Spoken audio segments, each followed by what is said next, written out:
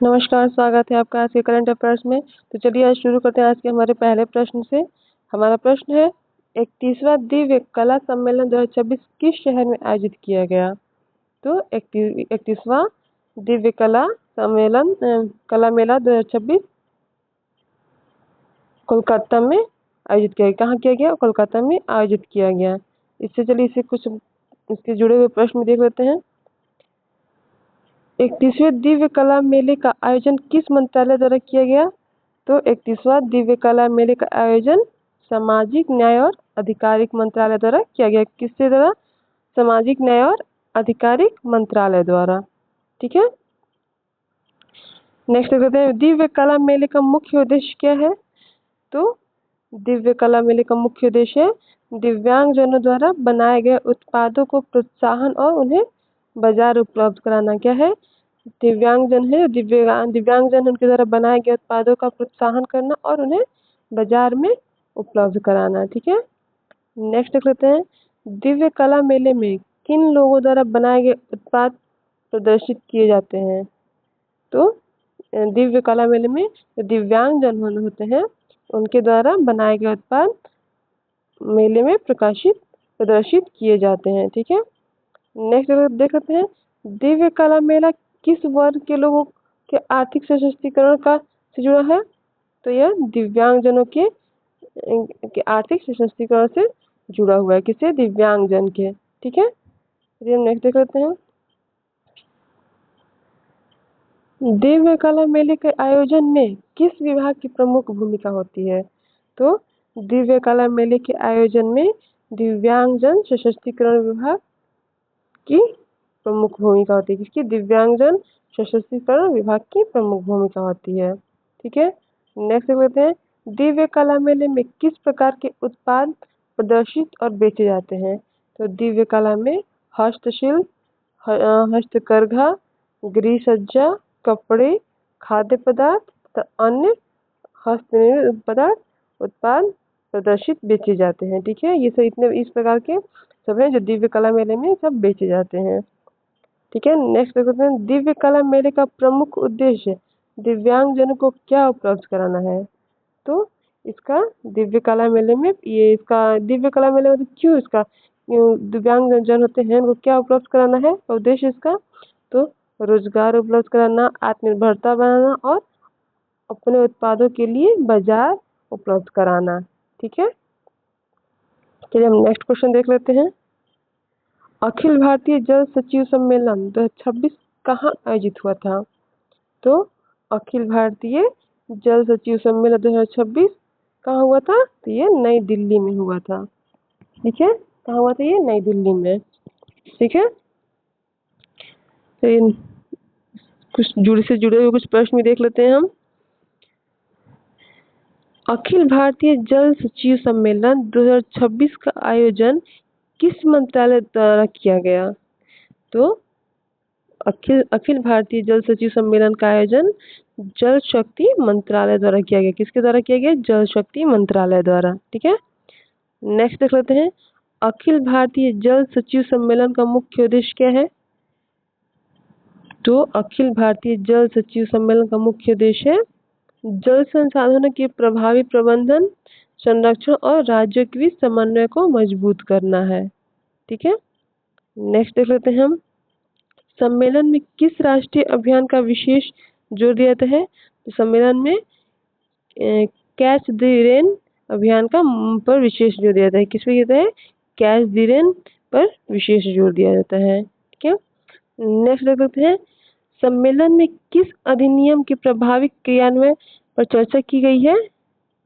तो सम्मेलन में डैम सेफ्टी एक्ट 2021 एक्ट 2021 पे चर्चा की गई है। ठीक है, चलिए हम नेक्स्ट क्वेश्चन देख लेते हैं भारत में जल संसाधनों के समग्र प्रबंधन के लिए कौन सा केंद्रीय मंत्रालय जिम्मेदार है?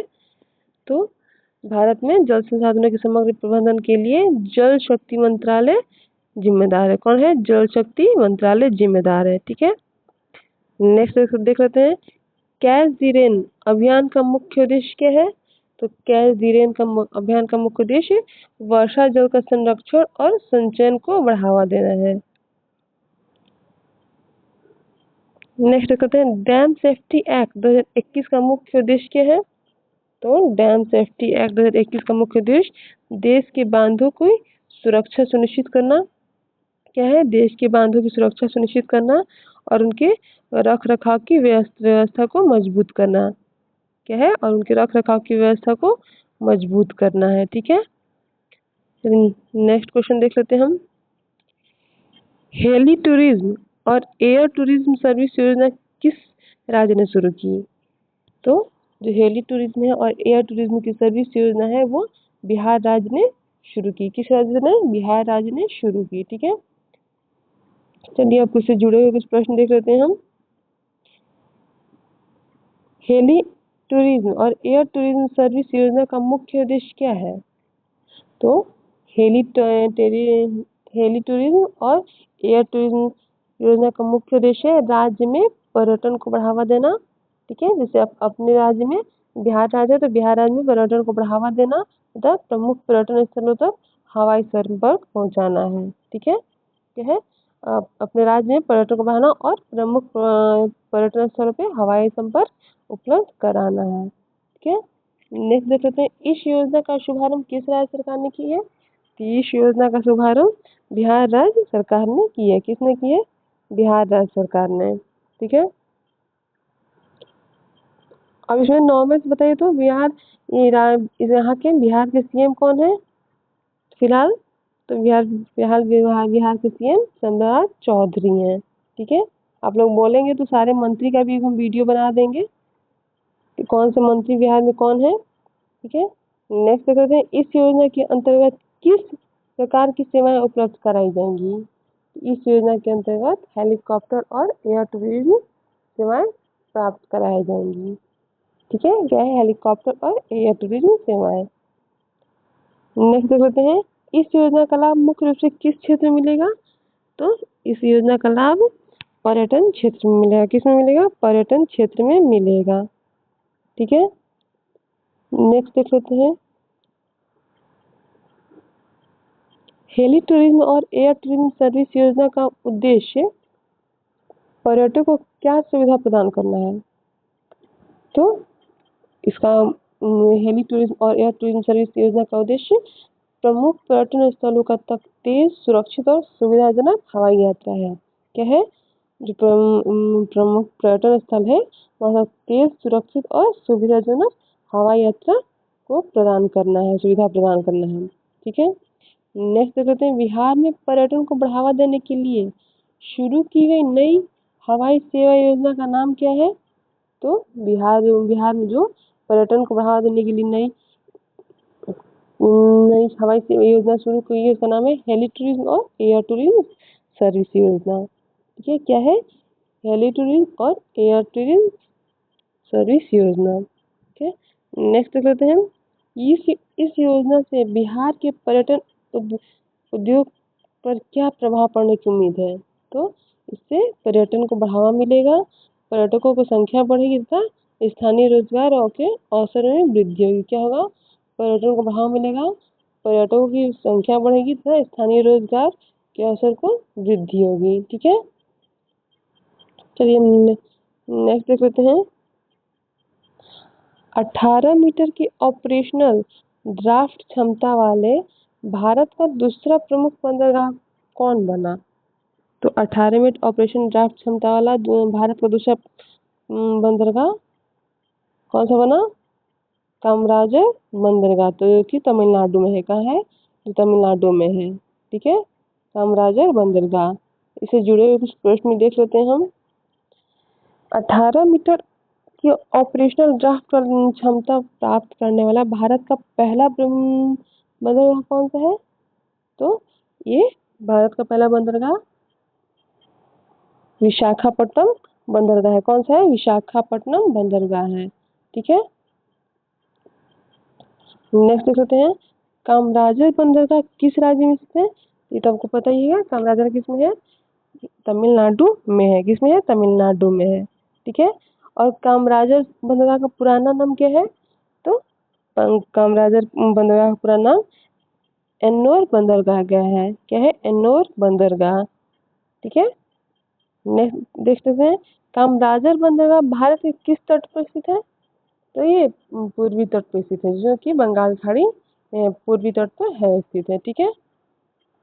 नेक्स्ट क्वेश्चन देख लेते हैं, कामराजर बंदरगाह किस शहर के निकट स्थित है? तो ये जो कामराजर बंदरगाह है वो चेन्नई शहर के निकट स्थित है। किसके शहर के? चेन्नई शहर के निकट स्थित है। ठीक है। नेक्स्ट देखते हैं, ऑपरेशन ड्राफ्ट क्षमता बढ़ने से बंदरगाह को क्या लाभ होता है? तो इसमें ऑपरेशन ड्राफ्ट क्षमता बढ़ने से बंदरगाह या बड़े और अधिक माल ढोने वाले जहाजों का संचालन संभव होता है। क्या होता है? बड़े अधिक माल ढोने वाले जहाजों का संचालन संभव होता है। ठीक है।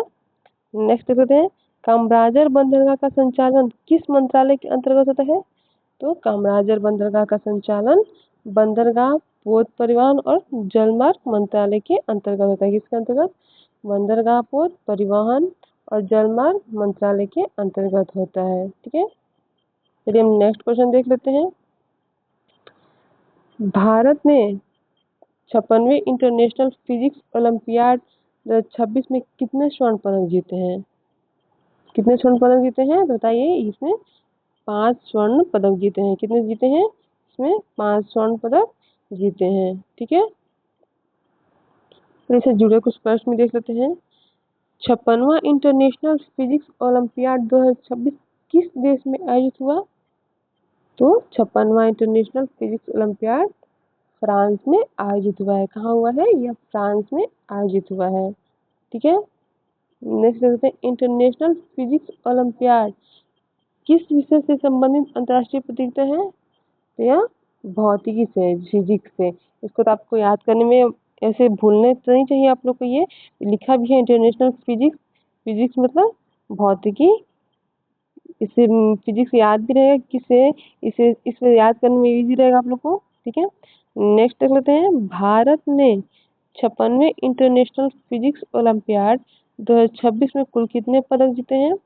तो भारत ने 56वें इंटरनेशनल फिजिक्स ओलंपियाड 2026 में कुल 5 स्वर्ण पदक जीते हैं। ठीक है। जैसा कि सारे के सारे स्वर्ण पदक ही हैं। ठीक है। नेक्स्ट देख लेते हैं, 56वें इंटरनेशनल फिजिक्स ओलंपियाड 2026 में भारत ने विश्व स्तर पर कौन सा स्थान प्राप्त किया है? तो 56वें इंटरनेशनल फिजिक्स ओलंपियाड में 2026 में भारत ने विश्व स्तर पर संयुक्त प्रथम स्थान प्राप्त किया है। ठीक है।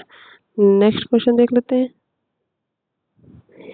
इंटरनेशनल फिजिक्स ओलंपियाड का मुख्य उद्देश्य क्या है?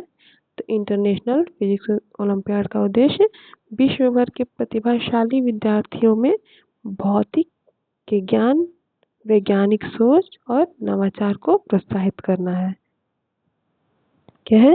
विश्व भर के भौतिक विद्यार्थियों में भौतिकी के ज्ञान, वैज्ञानिक सोच और नवाचार को प्रोत्साहित करना है। ठीक है।